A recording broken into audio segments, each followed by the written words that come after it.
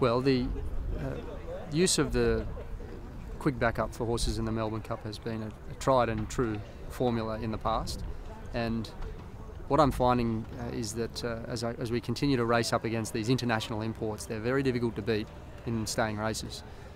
She had to watch an imposing import range up on her outside in the Metropolitan. She lost that race. She lost again to the imports in the Caulfield Cup, and I think if we're to beat them, then we have to race them the way we know, and one of the ways the Australian horses have been able to peak in the Melbourne Cup are through races like the Cox Plate, and also through the use of the quick backup on Derby Day. We no longer have a McKinnon there; it's now on the final day, but Zardozi's got the advantage of being a mare, so she can race at weight for age in the Empire Rose. This could be a really good mile gallop for her to go into the Melbourne Cup. It's just a way to get the horse ready, but for those who might have a ticket on her in the Empire Rose, well, she's still there to win, and plenty of Melbourne Cup winners have actually won on the Saturday en route to winning their Melbourne Cup. One of those horses was Empire Rose, who did win a McKinnon, and Zardozi runs in the Empire Rose. Zardozi is looking to be the first VRC Oaks winner since Light Fingers to win the Melbourne Cup, and Light Fingers herself placed third in the McKinnon on the Saturday prior to winning the Melbourne Cup. So if I can just use that as a gallop, keep her back down, it's an opportunity to remain on top of her and have her peaking on the day on Tuesday, then I'd be delighted.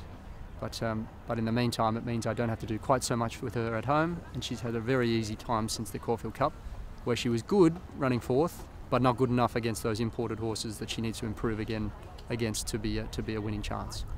Well, Andrea Atzin is a classy rider.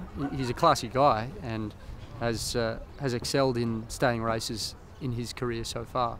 He's ridden in a Melbourne Cup before.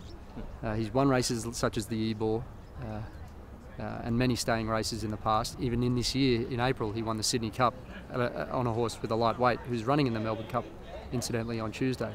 So, as a European rider with lots of experience over staying journeys, he's really got the knack of getting horses to switch off, but also putting them in the race at the right time and using and spending their energy wisely. I liked the way he rode the horse in the Caulfield Cup. He was very assertive, and I have great confidence in him being able to ride very well at the super lightweight at 51 kilos that she has in the Melbourne Cup.